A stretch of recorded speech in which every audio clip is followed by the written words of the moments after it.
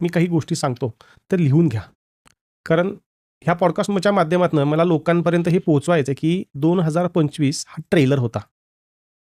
2026 हा खूप मोठा पिक्चर आहे. इनफॅक्ट मी असं म्हणेल की 2032 पर्यंत आपण पृथ्वीवरती खूप काही अशा घटना घडून जाणार आहेत की ज्यामधून आपल्याला सावरायचं आहे.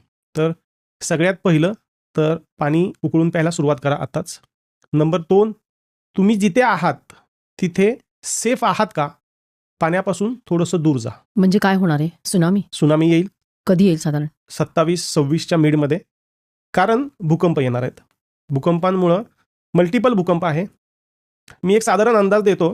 कॅन्सर लाईन जी आहे जी आपल्या भारतात क्रॉस होती आहे त्याच्या आजूबाजूला मोठ्या प्रमाणात भूकंप होणार आहेत. मग ते भूकंप पाण्यामध्ये म्हणजे समुद्रामध्ये सुद्धा होतील आणि त्याचा आपल्याला मोठा फटका बसणार आहे. मी पाणी उकळून असं प्या म्हणून सांगितलं की अशी एक महामारी येणार आहे की ज्याला तुम्ही असं म्हणू शकता की कोरोना हा ट्रेलर होता. पण ती पाण्यात येणार आहे. पाण्यात येणार आहे. तुमच्या आजूबाजूचं पाणी जर कंटॅमिनेटेड किंवा खराब झालेलं असेल तर तुम्हाला त्याशिवाय किंवा तुमच्याकडे असे फिल्टर्सच नाहीत की जे त्याला फिल्टर करू शकेल. त्यामुळं पाणी आजच उकळून प्यायला सुरुवात करा. त्याला यूज टू व्हाल. कधी होणार आहे साधारण? हे तुम्हाला आता 26 पासून सुरुवात होतील. 26च्या एंड आणि 27चा स्टार्ट तुम्ही सर्व गोष्टी फेस करताल. त्याचबरोबर अजून एक महत्त्वाची गोष्ट, वर्ल्ड वॉर 27च्या मिडमध्ये सुरू होतंय. भले आपण त्याच्यामध्ये डायरेक्टली इन्व्हॉल्व 27मध्ये नाही, अगदी 28-29 मध्ये आपण इन्व्हॉल्व होऊ, पण त्याचा इम्पॅक्ट आपल्यावरती येणार आहे. कारण साहजिक आहे, आज भारत सर्व जगाला जोडला गेलेला आहे. त्यामुळे त्याचा आपल्यावरती प्रभाव होईलच होईल. कोणत्या 2 देशात सुरू कोणत्या 2 देशात होईल? सुरू करायला चायना सुरुवात करेल, जे आता ऑलरेडी सुरू आहे, जे रशिया आणि युक्रेनमध्ये चालू आहे. त्याच्यामध्येच हे कुठेतरी सहभागी होतील आणि मग ह्या सर्व गोष्टी सुरू होतील. त्याचबरोबर आत्ता ह्या वर्षा अखेरला आणि पुढच्या वर्षीसुद्धा भारत पाकिस्तानही पुन्हा सुरू होईल. साधारणतः आता आपण हा सप्टेंबरमध्ये पॉडकास्ट करतोय. ऑक्टोबर, नोव्हेंबर, डिसेंबरच्या मध्ये बऱ्यापैकी पाकिस्तानाने आपलं युद्ध सुरू झालेलं असेल.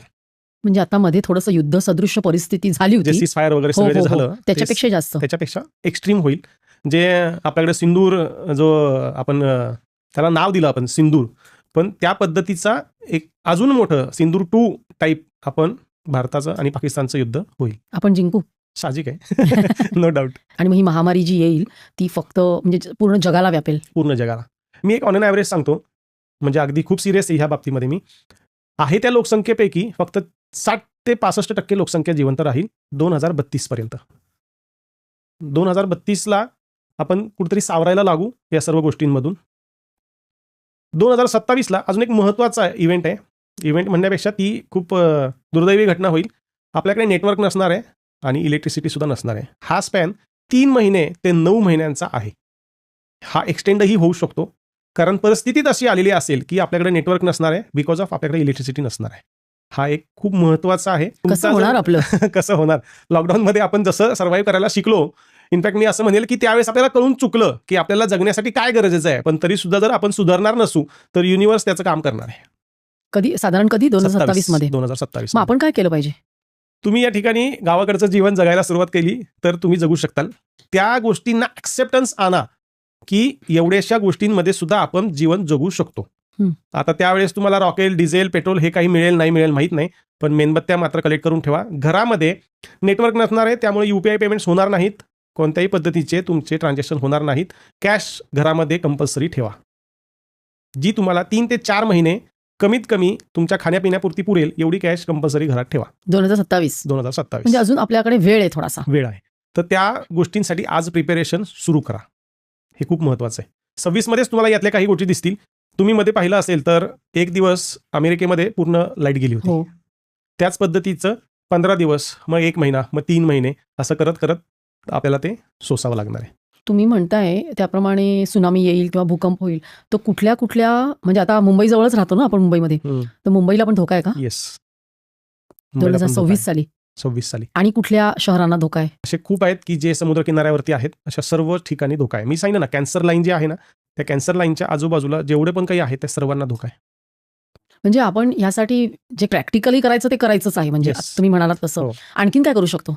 सर्वात महत्त्वाचं, हे सगळं घडतंय युनिव्हर्सल एनर्जीजमुळं. माझी सर्व प्रॅक्टिस युनिव्हर्सल एनर्जीजमध्ये आहे. तुम्ही मेडिटेशन करणं खूप गरजेचं आहे, जे युनिव्हर्सल एनर्जीजवरती डिपेंडंट आहे. म्हणजे काय, थोडक्यात जिथे तुम्हाला कोणता मंत्र गरजेचं नाही, तुमचं पोश्चर महत्त्वाचं नाही, पण फक्त युनिव्हर्सल एनर्जीज ज्या ठिकाणी आहे. मी एक उदाहरण द्यायचं तुम्हाला सांगतो.